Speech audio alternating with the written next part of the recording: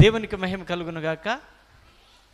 ఆరాధన కార్యక్రమాన్ని ప్రార్థనతో మనం ప్రారంభించుకుందామండి. ప్రార్థన చేద్దాం. మహోన్నతుడైన తండ్రి, దయగలిగిన దేవ, నీ ఘనమైన నామానికి కృతజ్ఞతాస్తుతులు చెల్లిస్తూ ఉన్నాం. మమ్మల్ని ఎంతగానో ప్రేమించి ఇచ్చిన సమయాన్ని బట్టి స్తోత్రాలు. ఈ సమయంలో 3 కుటుంబాల వారు, ఆయన సిద్ధబతులు యేసుబాబు వారి కుటుంబము, వడల యోహాన్ గారి కుటుంబము, కొడుదులు యేసు గారి కుటుంబాలు ఈ ప్రత్యేకమైన ఆరాధన కార్యక్రమాన్ని ఏర్పాటు చేసుకుంటూ ఉండగా వారి కుటుంబాలు దీవించండి. కుటుంబాలకు కావలసిన ఈవులన్నీ కూడా మీరే సిద్ధపరిచి నీ యందు కుటుంబాలు సంతోషపరిచి మహిమ తెచ్చుకోమని ప్రార్థన చేస్తూ ఉన్నాం. ఈ ఆరాధనలోనికి ఏర్పాటు చేయబడిన వారిని తోడుకుని రండి. పాటల ద్వారా నేను గణపరిచినట్లుగా వాక్యాన్ని విని అర్థం చేసుకుని ఆత్మయందు బలపరచబడినట్లుగా సహాయం చేయమని, ప్రారంభం నుండి ముగింపు వరకు నీ చిత్తంలో జరిగించమని రక్షకుడైన యేసు దయగలిగిన నామములో అడుగుచున్నాము తండ్రి, ఆమేన్.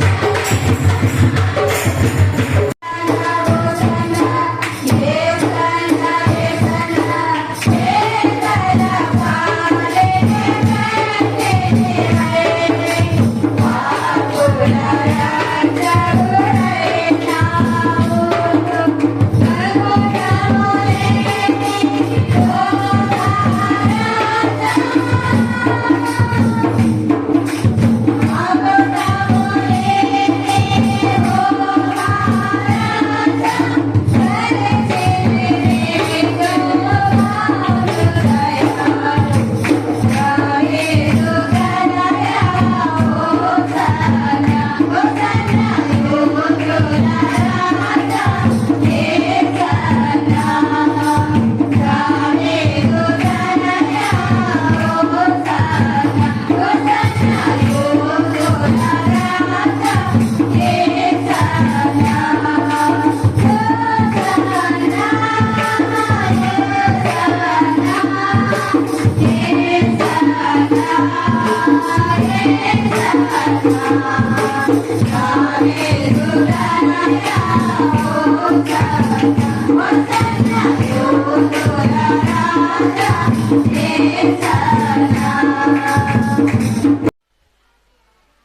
హల్లెలూయా. ప్రియులారా, మరి ఈరోజు ప్రత్యేకమైన రోజు అని మీ అందరికీ తెలుసు. మరి ప్రత్యేకమైన మాటలు కూడా అంతకుముందు విని ఉన్నారు. హల్లెలూయా. ఎవరికి ఇచ్చిన ప్రత్యేకత వారిది, ఎవరికి ఇచ్చిన ఆలోచన వారిది. సరే, మనము మరికొద్ది నిమిషాలు దేవుని యొక్క మరి ఆనాడు జరిగిన ఆ సంఘటన బైబిల్ గ్రంథం ద్వారా మనం గమనిద్దాం. ఈరోజు యేసుక్రీస్తు వారు యెరూషలేము వెళ్ళిన రోజు అని మనందరికీ తెలిసిందే. యెరూషలేము వెళ్ళినప్పుడు ఆయన గాడిద పిల్ల మీద కూర్చుని జయధ్వనులతో ఆయన వెళ్ళినట్లుగా లేఖనాలు మనం చదువుకున్నాం, చాలా సందర్భాల్లో విన్నాం. మరొక్కసారి జ్ఞాపకం చేసుకునే అవకాశాన్ని దేవుడు మనకందరికి కలుగజేశాడు. హల్లెలూయా. యేసుక్రీస్తు వారు రాజు అని పిలువబడ్డారు కదా. రాజులు గుర్రాల మీద వెళ్తారు, రథాల మీద వెళ్తారు. కానీ ఈ సియోను రారాజు దేని మీద వెళ్ళాడు? గాడిద మీద వెళ్ళాడు.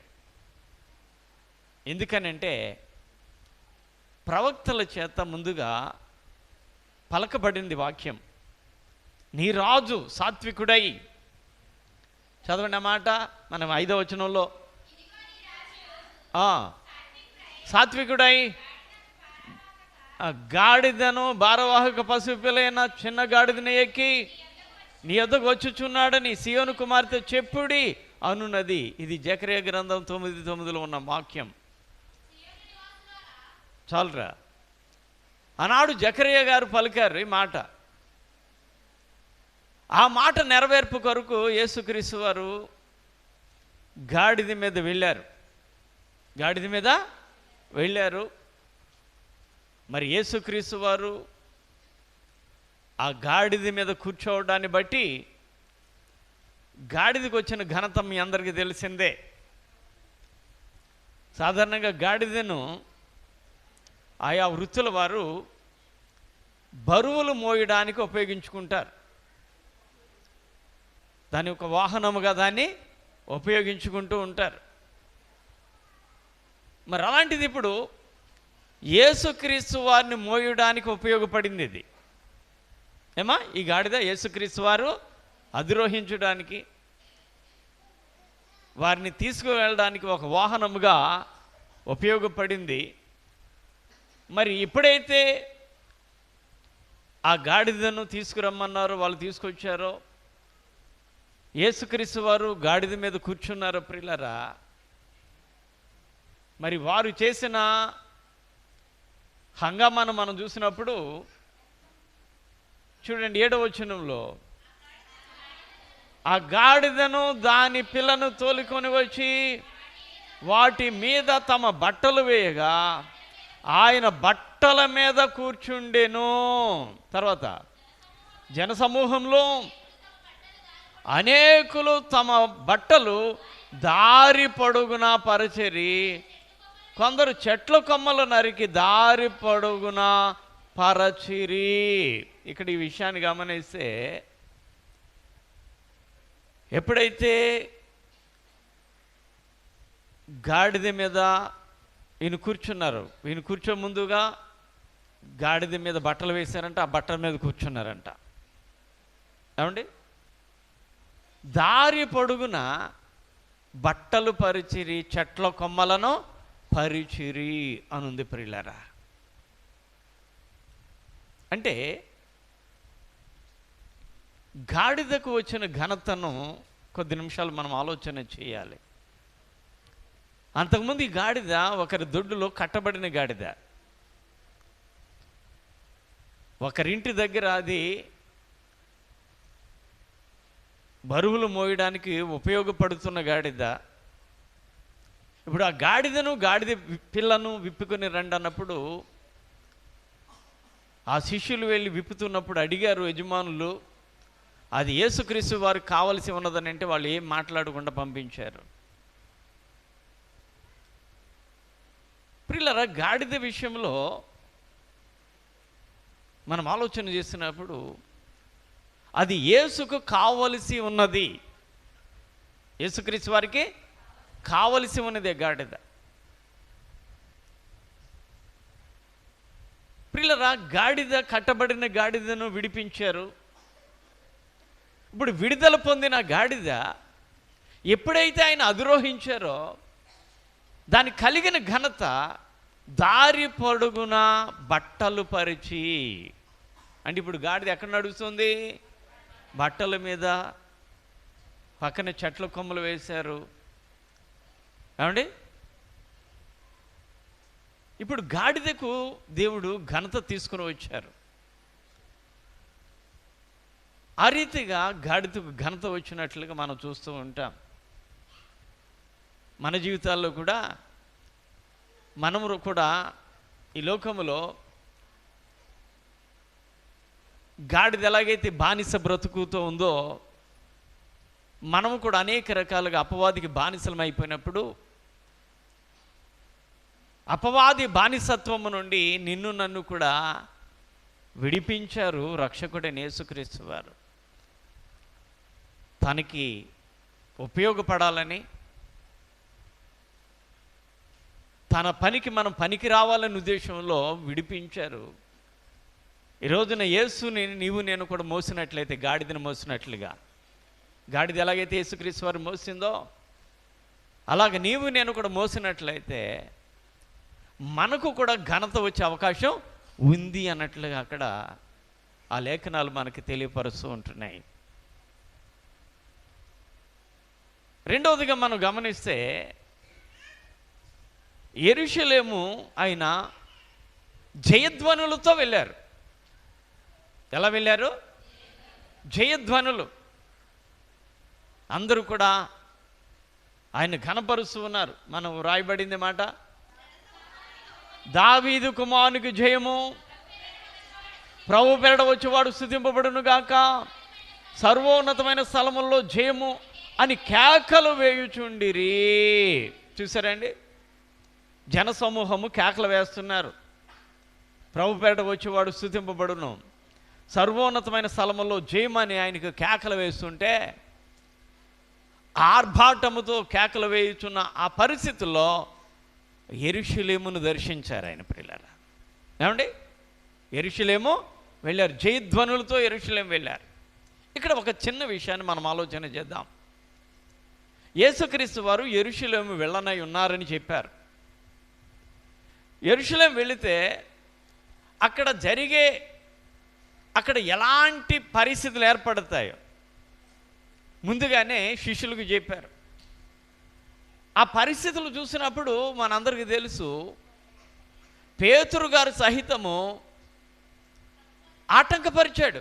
నాయన, నీకు అలాగా జరగకుండా ఉండాలి అని చెప్పి ప్రాధేయపడ్డాడు. అంటే ఆయనకు ఘోరమైన హింస కలగబోతూ ఉంది. యేసుక్రీస్తు వారిని అవమానపరచబోతూ ఉన్నారు. ఆయన అనేక రకాలైన బాధలకు గురి చేయబోతూ ఉన్నారు. ఇప్పుడు బాధలకు గురి చేస్తారని తెలుసు, ఆయన ఇబ్బంది పరుస్తారని తెలుసు, చివరికి ఆయనకు మరణము కూడా వాళ్ళు విధిస్తారని కూడా తెలుసు, వారి చేతులను చనిపోతానని తెలుసు. మరి అన్నీ తెలిసి కూడా యేసుక్రీస్తు వారు జయముతో, జయధ్వనులతో వెళ్ళారు. హల్లెలూయా. ఈరోజున క్రీస్తునందు ఉన్నవారికి శ్రమలు అనుభవింపక తప్పదు, విశ్వాసంలో ఉన్నవారికి అని మనకు తెలుసు. అయినా శ్రమను ఆనందంగా ఆహ్వానిస్తామా, లేకపోతే భయపడుతూ ఉంటామా?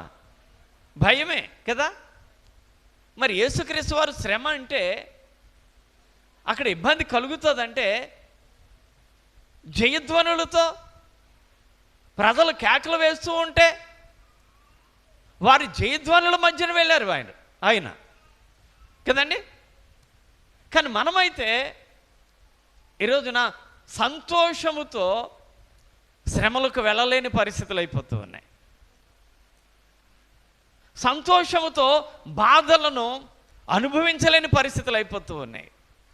యేసుక్రీస్తు వారి ద్వారా నేర్చుకోవాల్సింది, శ్రమ కలుగుతుందని తెలిసి అక్కడ వెళ్ళాలి కనుక, వెళ్ళటం అనేది తప్పనిసరి పరిస్థితి కనుక తప్పక ఆయన అక్కడ వెళ్ళి ఉన్నారు. ప్రియులారా, మనం కూడా క్రైస్తవుడు పరలోక రాజ్యం వెళ్ళాలంటే అనేక శ్రమలు అనుభవిస్తేనే కానీ పరలోక రాజ్యం చేరరు అని ప్రకటన గ్రంథంలో చెప్పాడు. మరి ఆ మాటను బట్టి మనము కూడా ఎప్పుడైనా ఏదైనా సమస్య ఏర్పడినప్పుడు, తండ్రి నీ చిత్తం, నీవైతే నాకు సహాయం చెయ్యి, ఈ శ్రమలో తోడుండు, నాకు సహాయం చేసి నన్ను బలపరిచి నడిపించు అని అడగడానికి బదులుగా మనం ఎలా అని ప్రార్థన చేస్తాం? చాలామంది చెబుతూ ఉంటారు, మీకు ఏమైనా సమస్యలు వచ్చాయనుకోండి,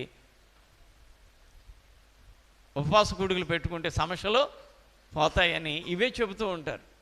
కానీ సమస్యలలో గుండా కూడా మనం వెళ్ళాల్సి ఉంటుందని, ఇరుకు మార్గంలో మనం ప్రయాణం చేయవలసి ఉన్నదని బైబిల్ చెప్పిందని అంత దృఢముగా మనకి చెప్పగలిగేవారు అతి తక్కువ మందిగా కనబడతారు.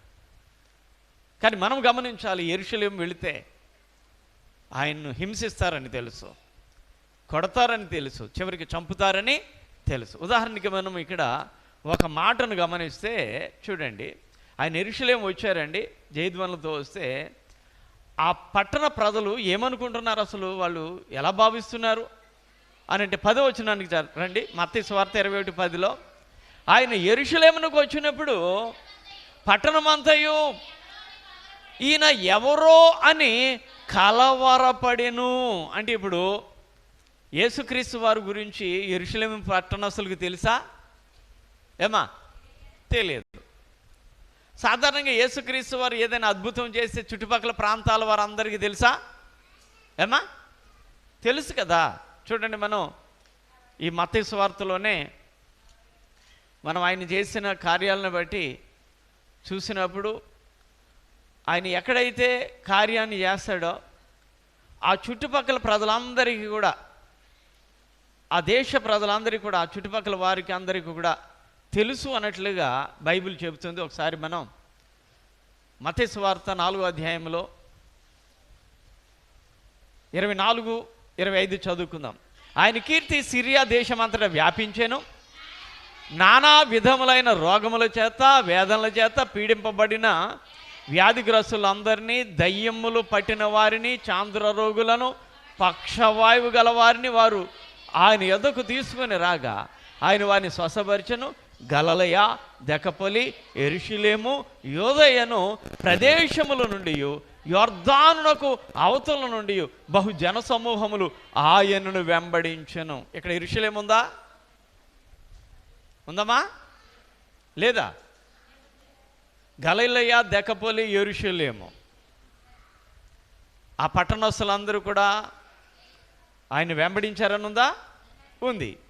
మరి ఇప్పుడు ఇందాక చదువుకున్న భాగంలో యేసుక్రీస్తు వారు యెరూషలేము వస్తే ఆ ప్రజలకి యేసు ఎవరో తెలియలేదు. చూసారా? యేసు ఎవరో తెలియలేదు. ఇక్కడ చిన్న ప్రశ్న వేసుకుంటే మనం, ఈనాడు నీవు నేను మనమందరం క్రైస్తవులమే, కానీ ఈనాడు చాలామంది క్రైస్తవులకి క్రీస్తు ఎవరో తెలియటం లేదు. గమనిస్తున్నారా? అందరూ క్రైస్తవులమే, కానీ క్రీస్తు ఎవరో ఈనాడు చాలామందికి తెలియదు. చాలామందికి క్రీస్తు అంటే సమస్యల నుండి తప్పించేవాడు, ఏమండి, ఆపదలు ఆదుకునేవాడు, ఇలాగే తెలుసుకుంటున్నారు. కానీ క్రీస్తు అనే ఆ రక్షకుడు నీ ఆత్మను రక్షించేవాడుగా ఉన్నాడని, నీ ఆత్మను పాతాళానికి వెళ్ళకుండా కాపాడేవాడుగా ఉన్నాడని ఎంతమంది గ్రహిస్తున్నారు?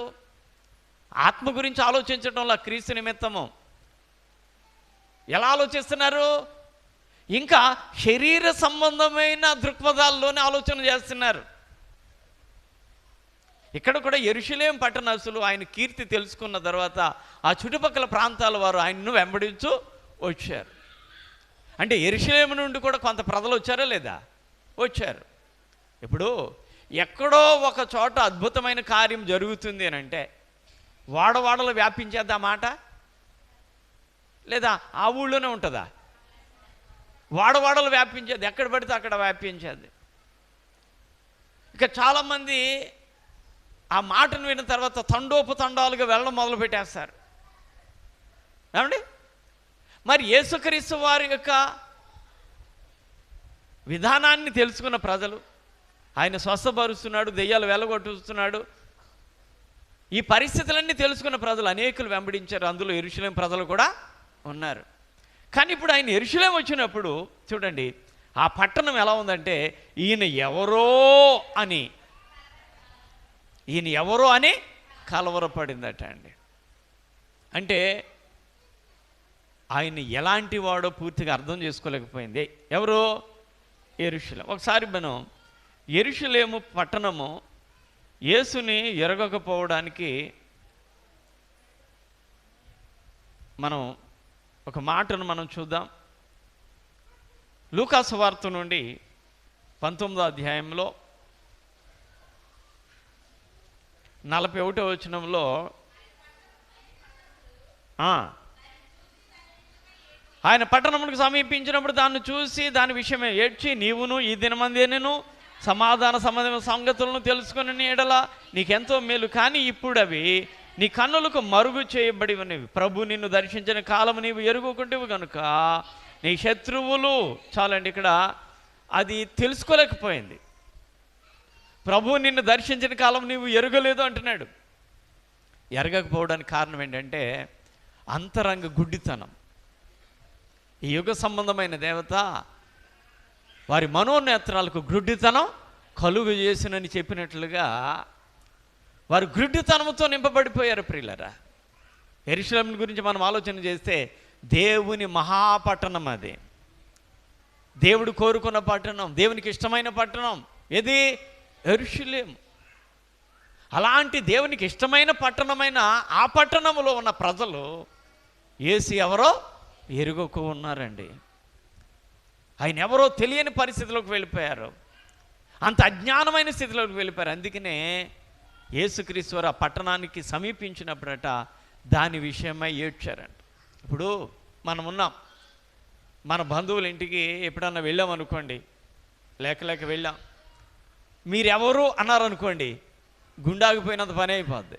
అవునా? ఎందుకని?